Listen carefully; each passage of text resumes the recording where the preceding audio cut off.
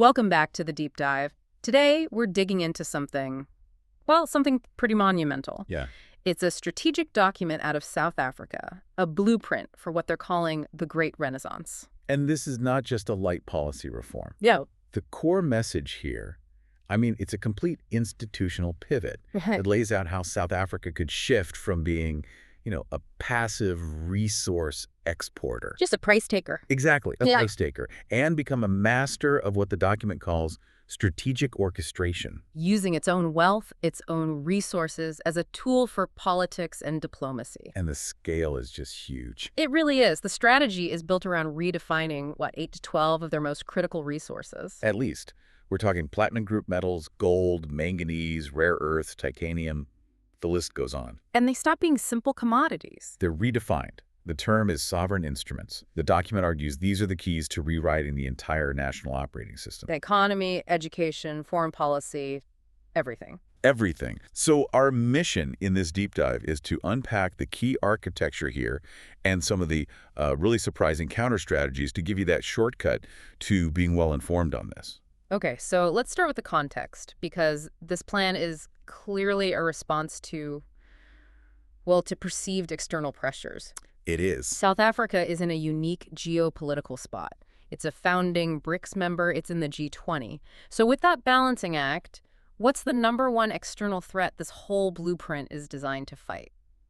The document is very clear on this. It all comes down to financial vulnerability. Okay. The threat is described as this multi-layered financial strangulation tactic coming mainly from certain Western capitals. So you're talking about sanctions? Primary and secondary sanctions, yeah. Specifically mentioning the U.S. Treasury, which could, choke off foreign investment and access to capital. A tactic we've seen used to bring countries to their knees. And the ultimate fear, what the blueprint calls the nuclear option, is being cut off from SWIFT. The global banking messaging system. Right. If you lose access to global capital markets, it's a death by 1,000 cuts for your economy. That feels like a huge threat to build your entire foreign policy around. It is, but they actually see the threat as being even broader than that. How so? The document talks a lot about what it calls narrative warfare. Narrative warfare. Yeah, the psychological angle, the constant framing of African states as inherently unstable, tribal, fractured. And therefore incapable of managing their own affairs. Exactly. Incapable of achieving a modern national identity, which then justifies, continued external control and extraction. Okay, let's unpack this. Because what's really radical here, and this is the twist, is that the plan doesn't seem to be about avoiding these threats. Not at all. It's like they want to weaponize the threat itself. They frame financial strangulation as a coup d'etat disguised as sanctions. It's a complete mental flip. The counter strategy is to turn potential sanctions into, get this, forced autonomy accelerators. So forced autonomy accelerators. The logic is simple.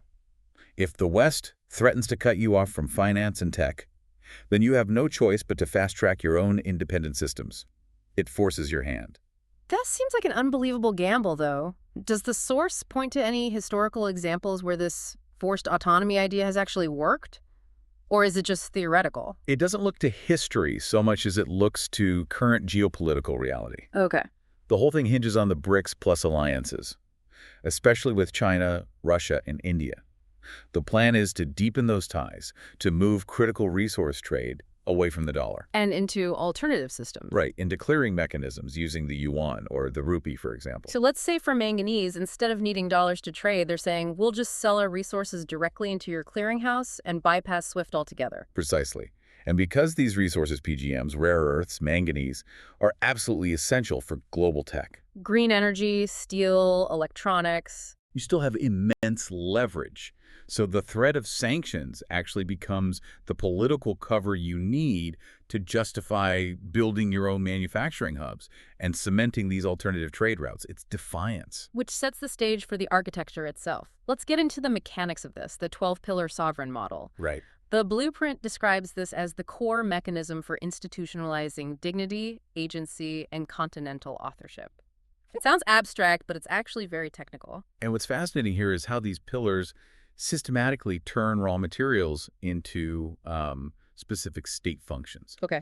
Let's maybe focus on 3 of the key pillars that really show the shift from being a passive player to an active manager. Perfect. So let's see how this works in practice. Tell us about the first one, the commodity desks. So the commodity desks are the first step. You set one up for each key resource: a platinum desk, a gold desk, a manganese desk. And their job is? Their core job is to move South Africa from being a price taker to establishing sovereign pricing. Yeah. They manage the national reserves, they forecast demand, and they act as the one single negotiating body for the state. So how does that actually work? I mean, the global price for palladium, for instance, it goes up and down like crazy. How can one desk impose its own price without just killing its own market? By adding value, by structuring deals differently. For example, the palladium desk wouldn't just be selling raw palladium on the open market. Okay. They could go directly to, say, the EU and negotiate a deal for palladium-backed emissions offsets. Ah, so you tie the metal to a surface. Exactly. You link the physical supply to a long-term environmental goal or geopolitical one. Yeah. That stabilizes the price and turns the metal into a diplomatic tool, not just an input. But, you know, resource management in so many countries, especially under political pressure, it can be. Oh, well, it's famous for corruption.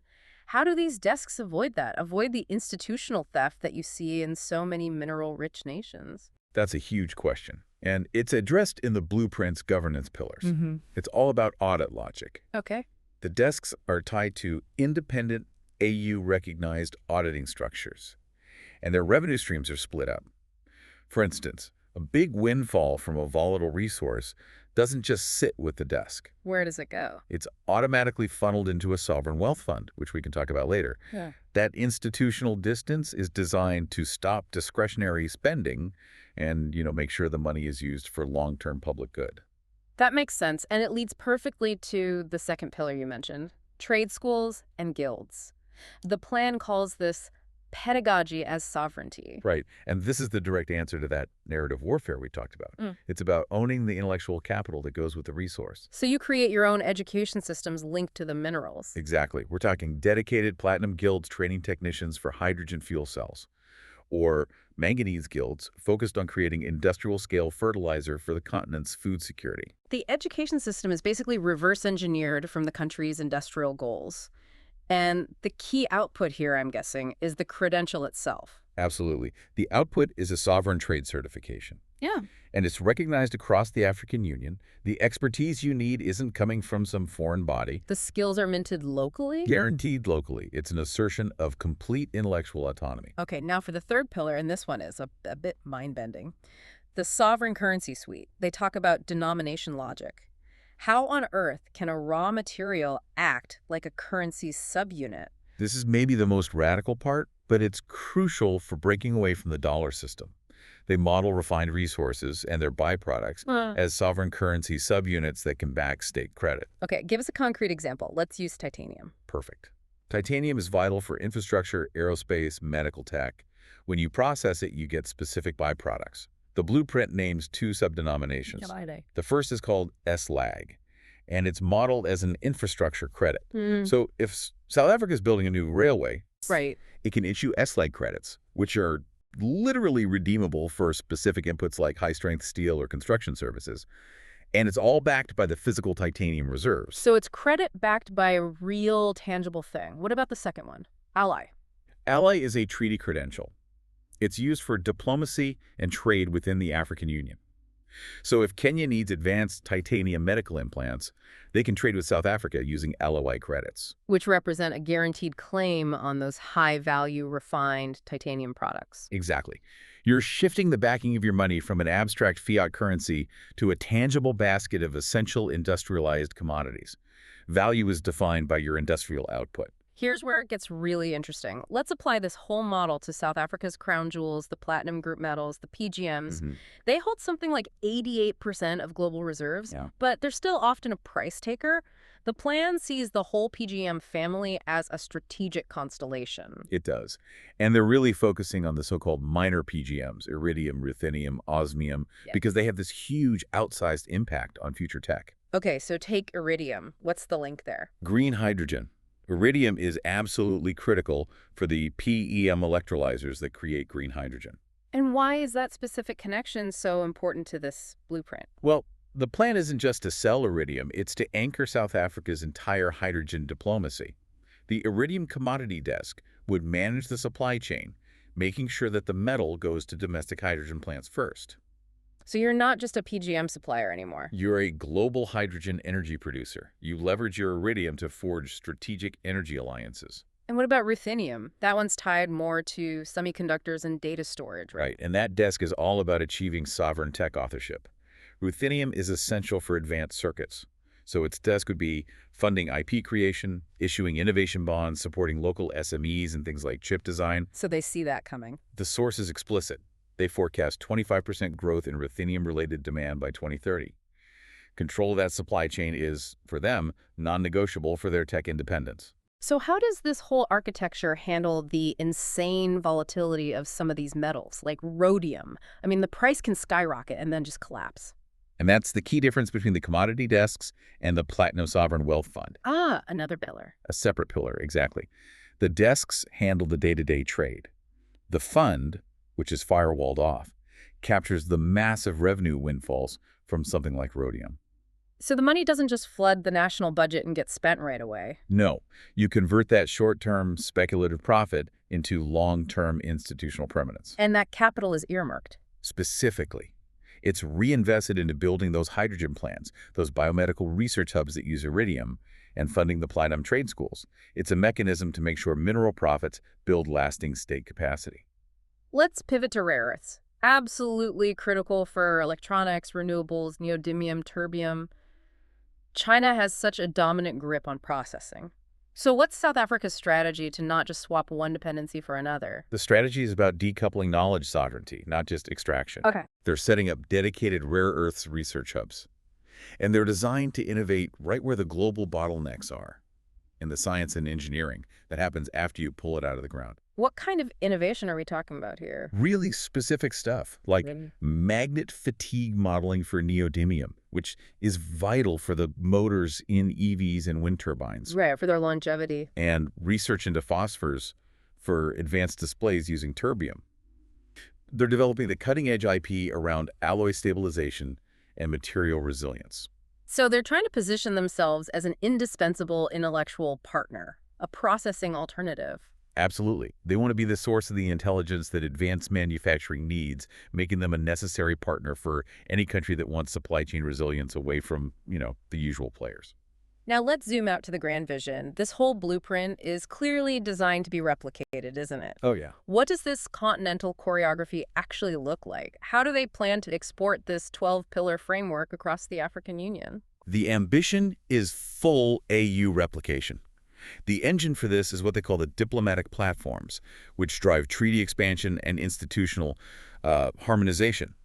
The key is to export the sovereign instruments, not just the raw idea. Give us an example. How do you export a pillar?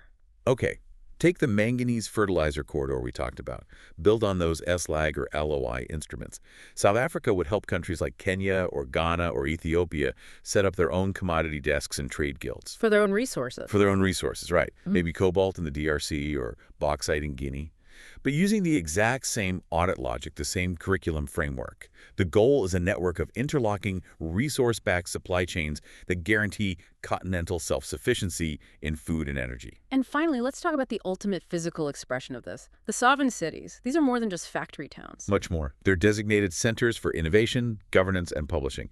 Even the names are loaded with meaning. You have Motsewamatla, Alafacha, which translates roughly to the city of earth power. That's the rare earth city. It's meant to anchor the magnet and electronics corridors and house those research hubs and guilds we mentioned.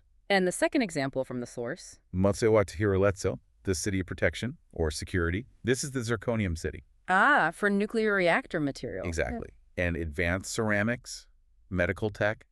These cities are thought of as living sovereign publishing engines. They don't just make things. They issue the audit logic, they mint the guild certificates, they become the physical template for how the next generation of sovereign African economies could be built. So if we connect this to the bigger picture, this blueprint is really signaling a massive philosophical shift. Absolutely. Raw materials are no longer just passive commodities. They become sovereign instruments. Instruments of pedagogy, currency, and diplomacy. The success of this great renaissance, if it happens, won't be measured in GDP growth alone. It'll be measured in the institutionalization of dignity and agency through this unified sovereign choreography. So what does this all mean for you, the listener?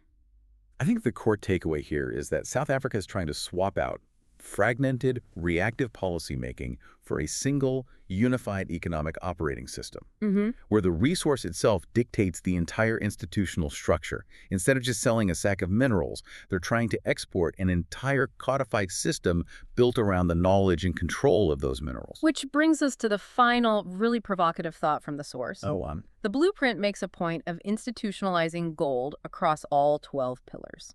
Now, gold is the ultimate legacy resource. It built empires, it funded wars, but, yeah. and the source is very clear on this, it never built sovereign schools Yeah. or minted continental credentials. And now it's being forced into this new architecture. Exactly. An architecture of dignity and pedagogy. And that raises a huge question. Can a metal that is so defined by its volatile colonial past successfully anchor a new future based on stability, sovereign education, and continental dignity? Can they really, wash the gold clean? That really is the ultimate test.